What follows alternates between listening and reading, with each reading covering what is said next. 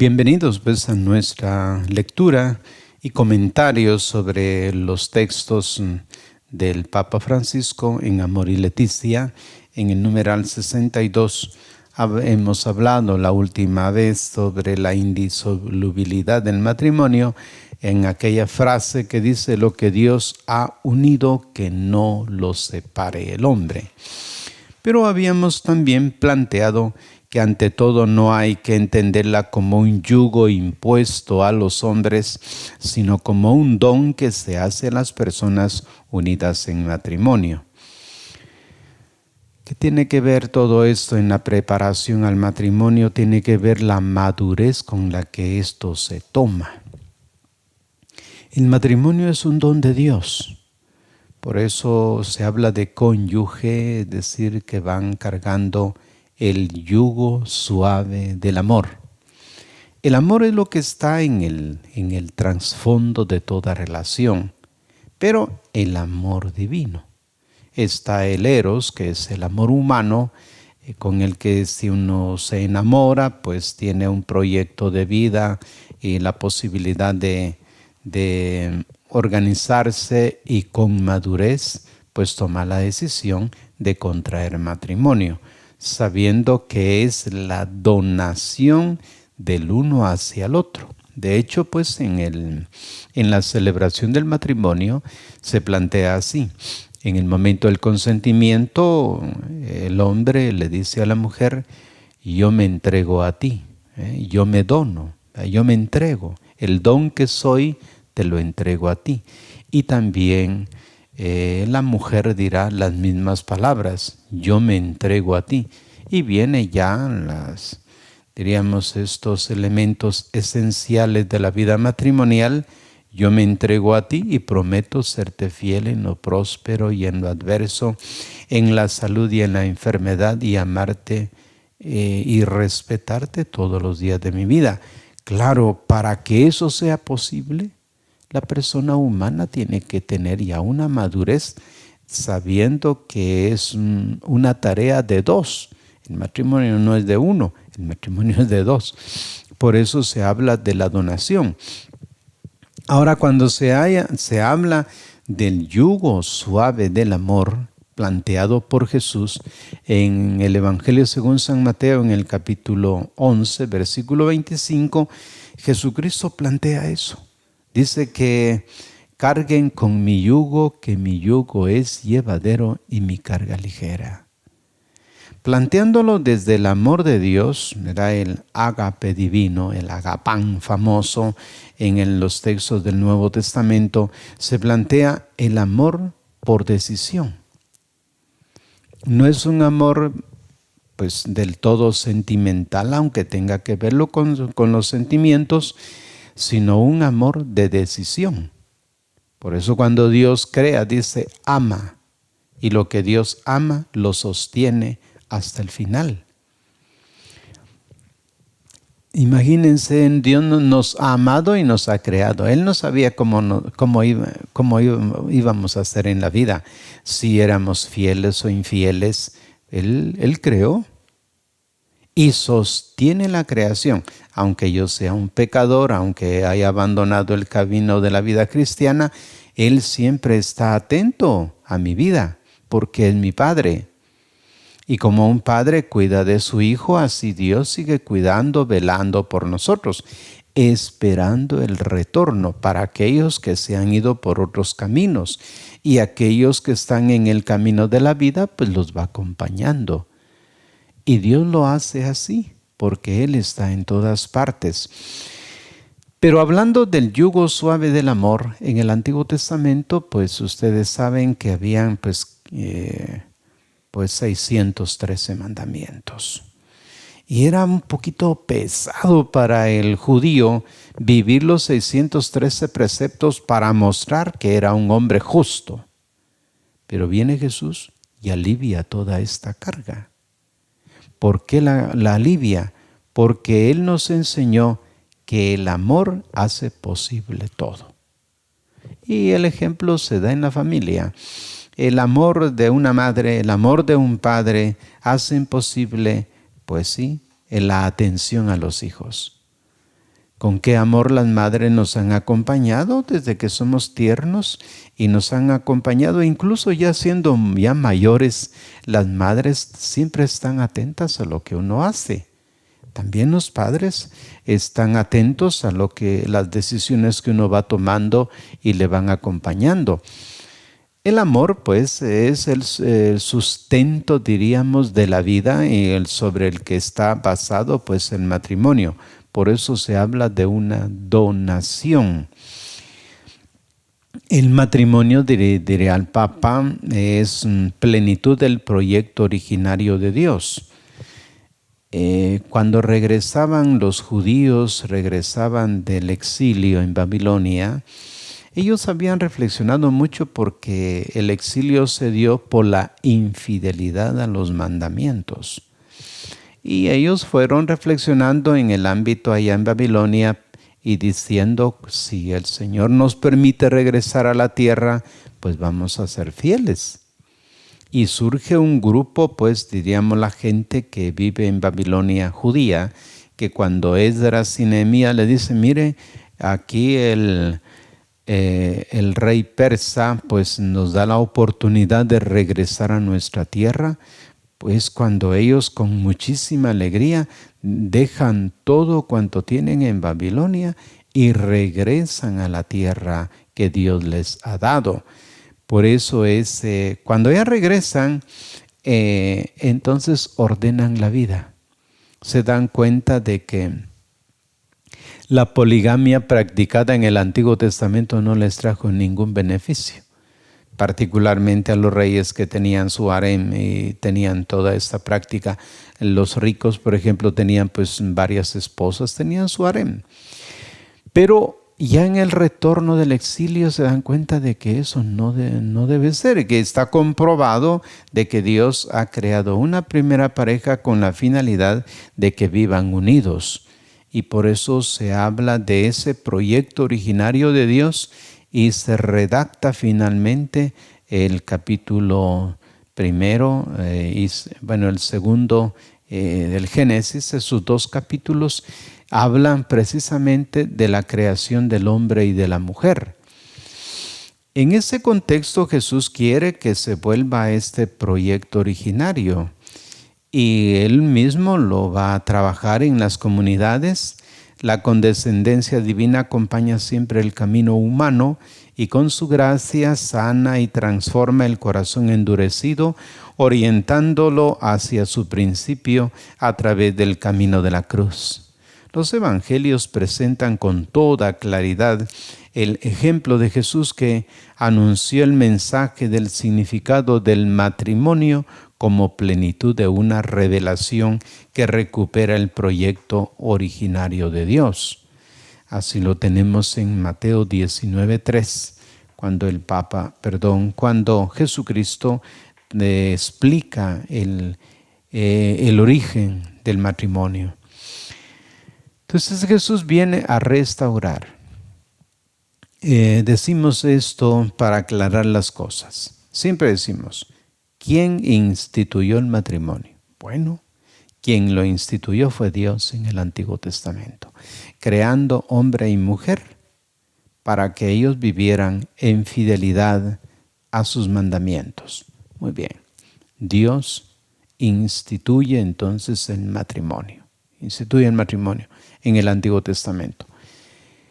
Esa unión, esa institución del Antiguo Testamento, en el Nuevo Testamento, el matrimonio da un salto enorme, porque el Señor Jesús así lo restaura y lo transforma. Jesucristo lo eleva a la dignidad de sacramento. Y ustedes dirán, bueno, ¿y eso es sacramento? Pues lo oímos que son 7 sacramentos, sí, pero ¿qué es eso? Pues el sacramento tiene que ver la unión entre Dios y las personas en las que el Señor actúa dentro de nosotros en forma permanente y que la vida de la persona es un signo de lo que Dios realiza en el interior. En el caso del matrimonio, pues es el Señor quien los une. De hecho, ¿verdad? Cuando se da o se celebra el sacramento del matrimonio, pues los que se acercan al matrimonio, los cónyuges, la novia y el novio, son quienes van a realizar el matrimonio. Es el único de los sacramentos en el que el presbítero o el obispo no son quienes confieren el sacramento, sino que el uno al otro se lo confieren. Este misterio que tenemos ahí es lo que hace que la familia pues va a estar orientada como sacramento. Pongamos un ejemplo de lo que San Pablo decía, por ejemplo, a los cristianos. Los cristianos le decían, necesitamos una carta de presentación porque vamos a ir a predicar a tal sitio. Y Pablo les dice, miren, ustedes para el mundo son un libro abierto. A donde ustedes los vean, van a captar de que ustedes viven en la presencia de Dios, que ustedes realizan la obra de Dios, porque Dios está en ustedes. Y este es el signo sacramental altísimo de la vocación sacramental del matrimonio, porque es Jesucristo quien va a actuar en la pareja.